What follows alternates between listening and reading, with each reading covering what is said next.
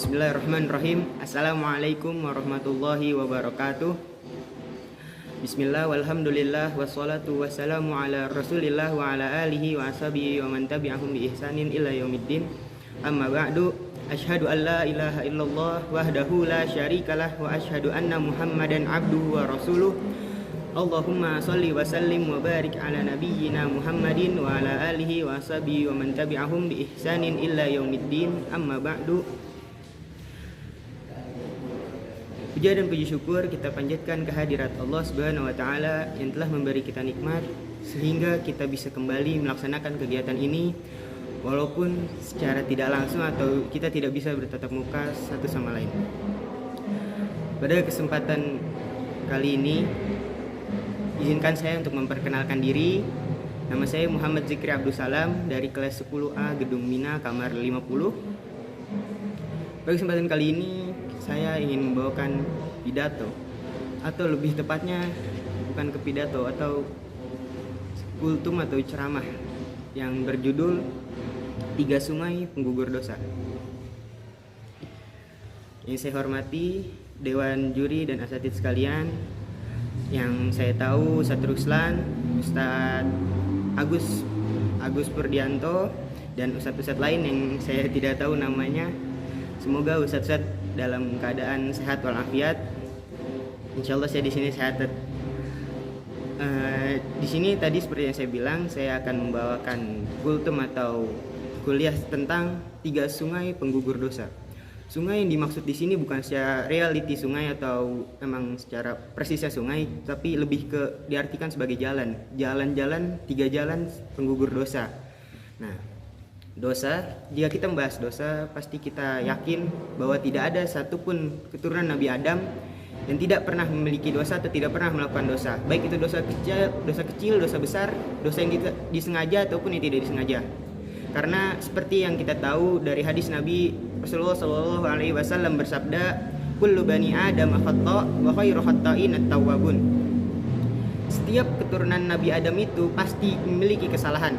Dan yang sebaik-baiknya orang yang pernah melakukan kesalahan atau dosa adalah orang yang bertaubat, atau orang yang mengakui kesalahannya, orang yang menyadari kesalahannya, orang yang bertekad, berazam untuk tidak melakukan kesalahan itu lagi. Oke, mau itu dosa besar, dosa kecil, dosa yang disengaja ataupun yang tidak disengaja. Nah, bagi kita semua yang pernah melakukan dosa, jangan pernah sekali-kali terpikirkan oleh kita di benak kita bahwa Allah akan berkata, "Saya tidak akan pernah mengampunkan dosa kalian." Jangan pernah sekali-kali kita berkata seperti itu. Karena apa? Karena Allah Subhanahu wa taala berfirman dalam surat Az-Zumar ayat 53, "A'udzubillahi minasyaitonirrajim. Bismillahirrahmanirrahim. Qul ya ibadiyallazina asrafu ala anfusihim la taqnatu min rahmatillah innallaha yaghfiru dzunuba jami'an innahu huwal ghafurur rahim." Yang artinya, katakanlah, wahai hamba-hambaku yang telah melampaui batas atau yang telah jatuh ke dalam lubang kemaksiatan atau lubang dosa, janganlah kalian berputus asa dari rahmat Allah Subhanahu wa taala. Sesungguhnya Allah mengampuni dosa-dosa kalian semua. Sesungguhnya Allah Maha Pengampun lagi Maha Penyayang. Quran surat Az-Zumar ayat 53. Allah Subhanahu wa taala telah menganugerahkan kepada kita, kepada hamba-hamba yang mentauhidkannya, itu adalah rahmat. Rahmat Allah itu besar, sangat besar, melebihi luasnya langit dan bumi. Dan bagi Allah untuk menggugurkan dosa seorang hambanya sangat mudah, lebih mudah daripada menjentikan jari. Karena apa? Karena Allah itu Maha Kuasa atas segala sesuatu. Innallaha ala kulli syai'in qadir. Nah, dan beberapa perkara yang mampu menggugurkan dosa, yang tadi saya bilang jalan untuk menggugurkan dosa, ada 3 yang disebutkan oleh Al-Hafiz Ibnul Qayyim Al-Jauzi rahimahullahu ta'ala. Nah, ia berkata, bagi para pelaku dosa ada 3 sungai atau 3 jalan yang mampu menggugurkan dosa-dosanya. Apa aja? Yang pertama adalah sungai taubat nasuha. Sungai taubat. jika kita melakukan kesalahan maka kita harus bertaubat atau harus meminta ampun kepada Allah Subhanahu wa taala. Yang kedua adalah sungai amal baik. Amal-amal baik itu bisa menenggelamkan dosa-dosa kita atau bisa mengalahkan dosa-dosa kita dan mengganti jadi pahala yang banyak. Yang ketiga adalah musibah. Musibah seperti yang kita tahu Nabi Muhammad SAW bersabda, jadi kita tertimpa penyakit itu bisa jadi dua, antara itu ujian atau itu penggugur dosa. Nah, sekarang kita bahas yang pertama adalah sungai pertama adalah sungai Taubat Nasuha. Taubat Nasuha adalah taubatnya seorang hamba dari dosa-dosanya dengan jujur dan tulus bahwa ia menyesali perbuatannya dan berazam atau bertekad untuk tidak melakukan lagi perbuatan itu, untuk tidak kembali lagi ke dalam lubang dosa yang mana dia pernah tercemplung di dalamnya. Orang mukmin itu adalah orang yang tidak pernah jatuh ke dalam lubang yang sama untuk kedua kalinya. Nah, dan taubat nasuha terkumpul di dalamnya ada 4 hal. Yang pertama, memohon ampun kepada Allah Subhanahu wa taala dengan lisan. Kita ucapkan dengan lisan, kita bersimpuh di hadapannya, kita menangis di hadapannya. Yang kedua adalah menjauhi maksiat atau dosa dari badan.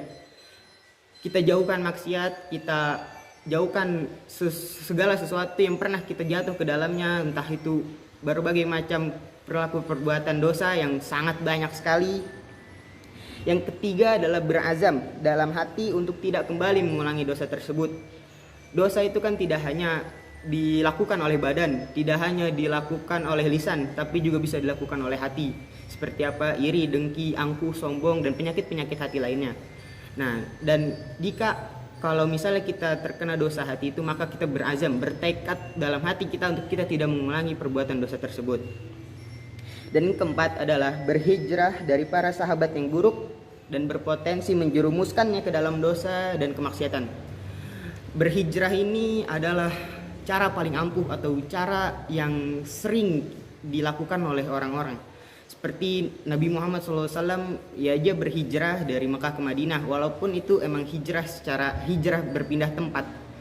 Cuma hijrah ini tuh kita berpindah dari suatu tempat yang kita sekarang tempati ke tempat yang lebih baik lagi, entah itu secara reality tempat atau kehidupan kita berubah menjadi pribadi yang lebih baik lagi. Dan zaman sekarang banyak sekali kan gerakan-gerakan pemuda hijrah, ayo kita hijrah. Insya Allah sekarang semakin mudah kita untuk berhijrah, semakin banyak media-media untuk kita berhijrah.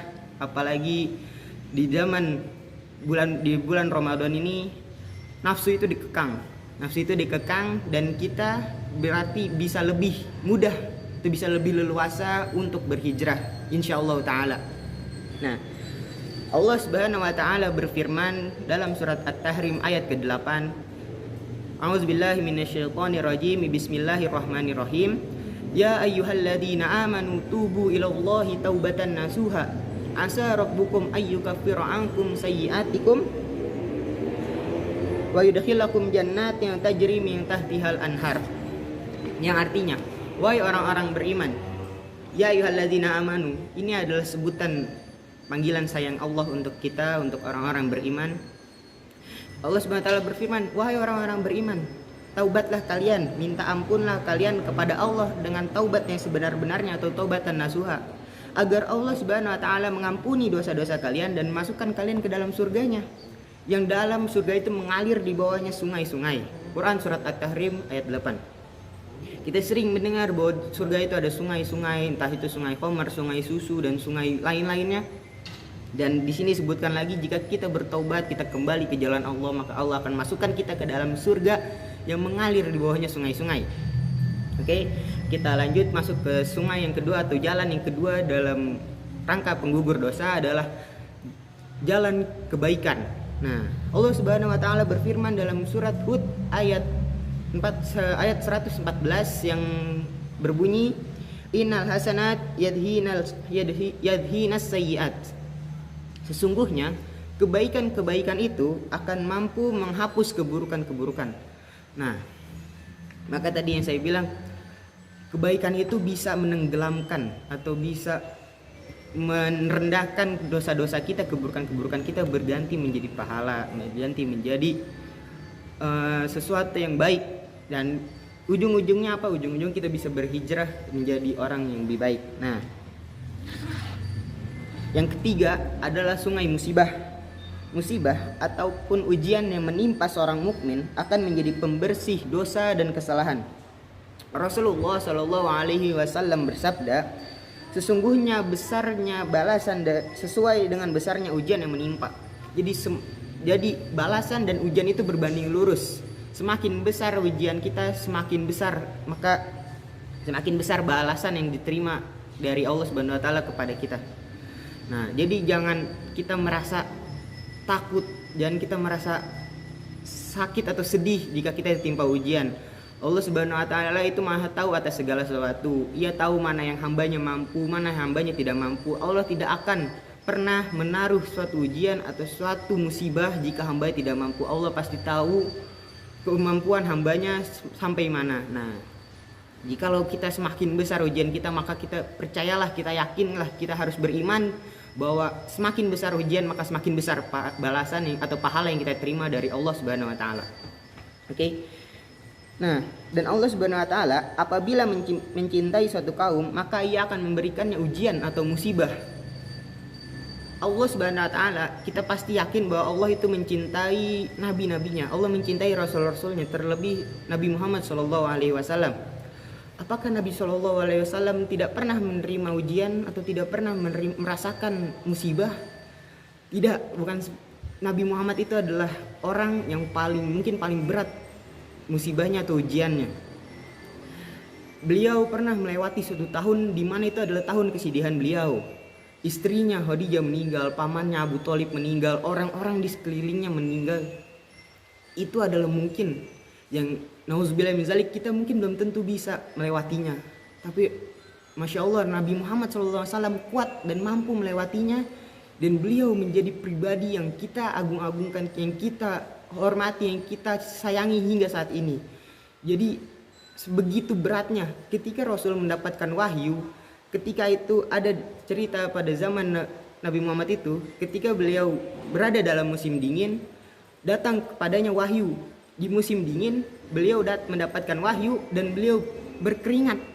Ketika di musim dingin berkeringat itu sesuatu yang tidak lazim atau sesuatu yang tidak logis. Ketika cuaca dingin masa kita berkeringat, berarti kan itu kita seperti melakukan olahraga yang berat, seperti melakukan sesuatu yang berat sampai kita harus berkeringat.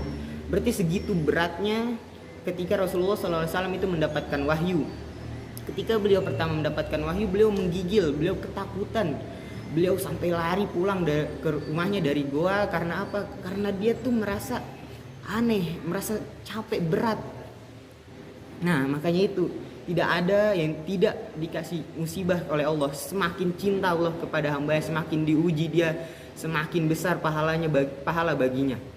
Nah, barang siapa yang ridho, maka Allah akan meridhoinya. Maka jika kita dikasih musibah, ditimpa musibah, diberikan ujian, maka kita jangan marah, jangan kesel, tapi kita harus ridho. Kita menerima dengan lapang hati, menerima dengan seluruh kelapangan hati kita bahwa ini adalah tanda-tanda Allah itu cinta sama kita, Allah ini sayang sama kita. Dan barang siapa yang tidak ridho dengan musibah tersebut, nah barang siapa yang tidak ridho, maka Allah akan murka kepadanya. Murka Allah itu sangat besar, para hadirin sekalian. Murka Allah itu sangat besar dan nauzubillah, semoga kita tidak pernah merasakan murkanya Allah Subhanahu Wa Taala. Dan semoga Allah memberikan hidayah taufiknya kepada kita agar kita bisa mampu mengarungi satu dari ketiga sungai tersebut, mensucikan dosa serta kesalahan dan menggugurkan dosa-dosa di dunia.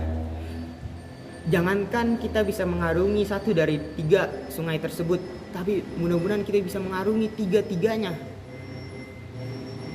Kita bisa bertekad, kita bisa beringin, kita bisa bermimpi bahwa kita tuh bisa menjadi pribadi yang lebih baik, mengarungi tiga sungai yang tadi. Kita bertaubat, habis itu kita melakukan banyak kebaikan, habis itu kita mungkin bisa jadi ditimpa musibah oleh Allah Subhanahu Wa Taala, dan kita akan menjadi pribadi yang lebih tinggi, makin naik levelnya kita. Nah, mudah-mudahan. Tapi ada satu yang tadi disebutkan bahwa Allah pasti akan mengampuni dosa-dosa kalian, tapi kita harus ingat ada satu dosa yang Allah tidak akan mengampuninya atau tidak akan memaafkannya. Apa itu adalah syirik atau menyekutukan Allah Subhanahu wa taala. Allah itu saya pernah mendengar di suatu kajian, katanya Allah itu adalah sifat yang memiliki sifat pencemburu.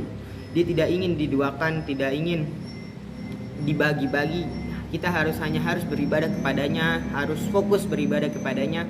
Jikalau kita menduakan Allah, kita berpindah atau kita juga menyembah hal yang lain, menyembah harta, menyembah senjata-senjata dan hal-hal goib lainnya, maka percayalah bahwa Allah itu akan murka. Allah itu tidak suka dengan kesyirikan, Allah tidak suka diduakan. Maka semoga kita terhindar dari sifat-sifat syirik atau kemunafikan. Ya, mungkin itulah tadi 3 sungai. Yang pertama adalah sungai Taubat Nasuha, sungai amal-amal kebaikan, dan ketiga adalah sungai musibah.